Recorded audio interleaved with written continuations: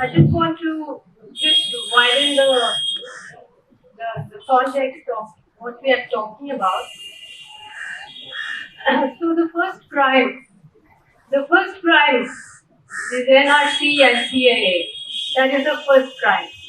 It is they were unconstitutional and criminal laws that were passed in Parliament without debate, and the Supreme Court of India, the Chief Justice of the Supreme Court of India, oversaw the execution of the CAA and the NRC as if the Supreme Court is an administrative organization and not the highest court of justice.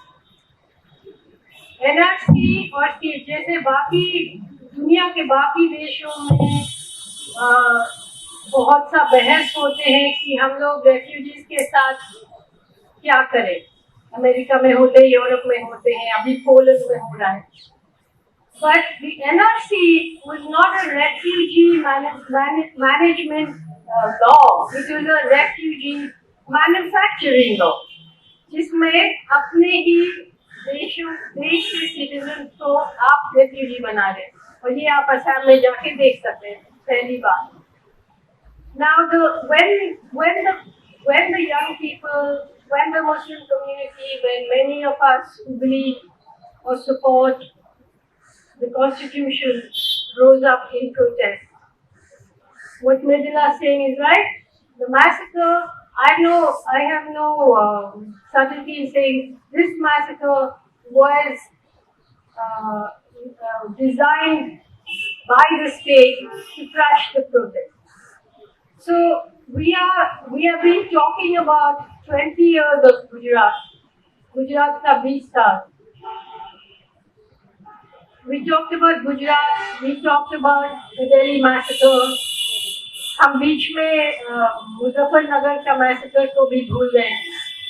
वो भी एक election campaign ही था. What was the difference? Now we cannot forget the 1984 massacre in Delhi. There were 3,000, many more people were killed. That too was a massacre backed in many ways by a political party and by institutions of the state. What is the difference between that one and this? The difference is the murders were no less cruel. The justice was no less far away. The difference is that this series of massacres that we are talking about have a deep ideological base, and it is the base on which the ruling party in this country functions. So we are, I mean, personally, I feel really stupid sitting here today. Really stupid. Asking कि judicial inquiry होना चाहिए, retired judge होना चाहिए, institutions ने hospital में साथ दिया, police ने साथ दिया. हमको ये पता है, गुजरात से पता है. Same thing happened in Gujarat. No? I mean, Apurvanand talked about Gulbarga. Women were raped and killed, people were incinerated. S.N. Jafi had his arms cut off. The killers came and boasted about doing that on TV. What happened to the people? उनको क्या हुआ? Maya Purnani accused and subsequently convicted Naroda Party Ambassador Shukla, the Minister for Women and Child Development. Right? All of them are out. Babu Bajrang is out. Muzaffarnagar massacre, they became ministers, MLAs, Zalim. What are we talking about? Police हर साथ दे रहे, medical community साथ दे रहे. वो जो testimony दे रहे थे उस दिन, हॉस्पिटल में जाते हैं, घायल लोग मर रहे और डॉक्टर नर्सेस कह रहे कि आपको आज़ादी चाहिए ना, आज़ादी दे दो. यही हो रहा है. और when we, I mean, I have been traveling in UP quite a lot of ways, and the thing is that we know that all this is being orchestrated from the very top. this particular ruling party has come to power on the basis of false flag attacks, on the basis of massacres. Gujarat massacre के बाद ही बना ना हिंदू हृदय सम्राट. So when he was campaigning for prime ministership, Reuters asked him, does he regret the Gujarat massacre? And he said, I would regret it even if a dog came out of the wheels of my car. But today, what we are seeing, as we saw in Northeast Delhi, the people, all the people are not poisoned. बहुत से लोग हैं जो साथ दिए एक दूसरे को. और अभी आप यूपी में जाएंगे तो ये स्लोली इस देश के लोगों को पता लग रहा है कि इस तरह का घृणा और नफरत और हिंदू मुस्लिम का करा के सिर्फ मुस्लिम नहीं कुचला जाते हैं, सबसे गरीब हिंदू भी कुचल जाते हैं. सब वहाँ पे इतना मतलब यूपी में जहाँ इनका पूरा ये मॉडर्न हिंदुत्व जो शुरू हुआ है, वहाँ लोगों का हाल देखने लायक है. मतलब गरीबी और भूख और खुला सांड और आप 5 किलो चावल दे दो, वहाँ पशु 5 क्विंटल खा रहे. तो this whole system is not going to get solved by court cases.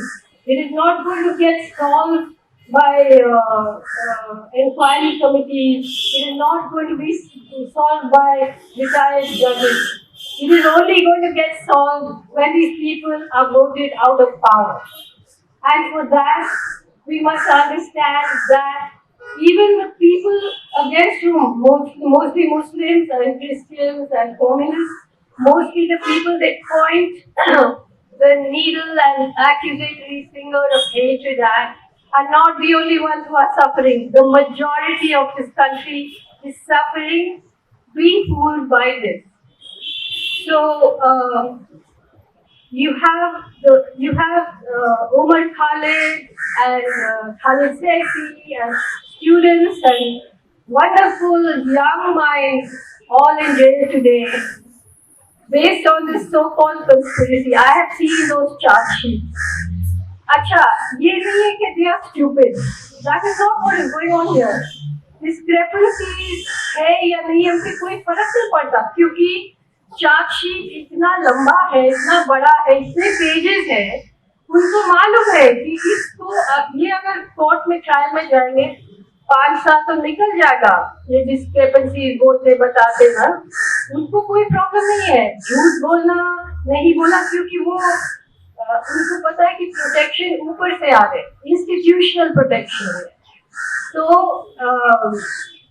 you have a situation where this is a standard practice all over the world. You see that they get you lost in paperwork, they get you lost in this maze of thinking that somehow the whether it's the medical institutions or the judicial institutions or whatever institutions are not being run by them.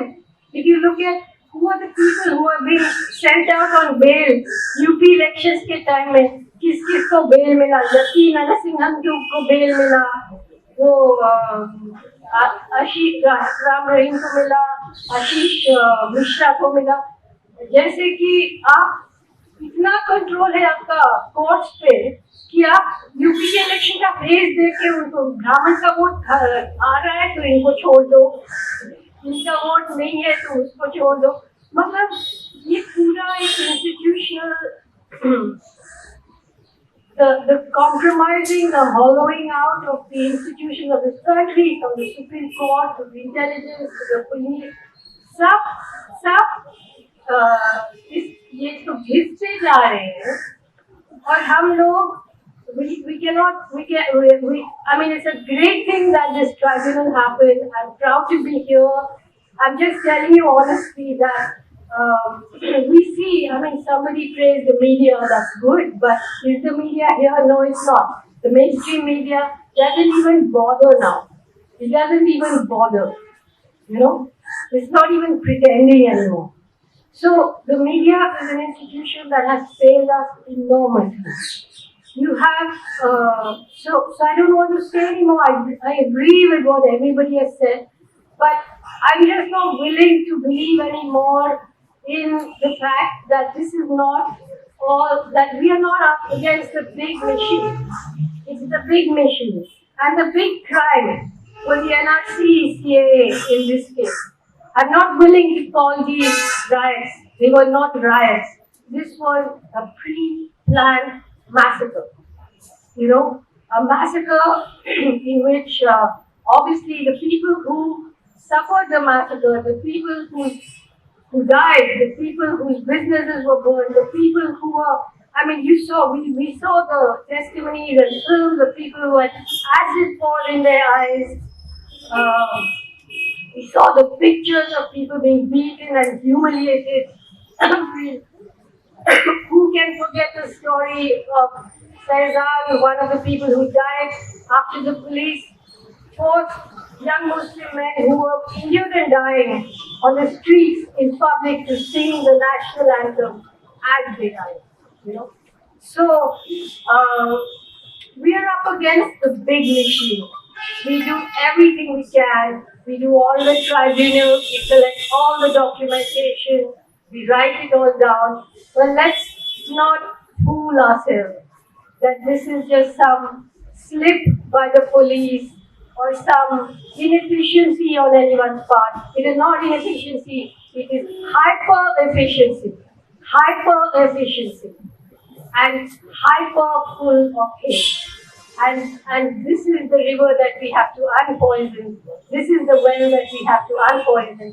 And it will be done. That moment of power is over.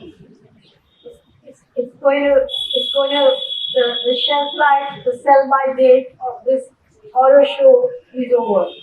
And we have to push it in with revolutionary strength, not just minor intervention. Thank you.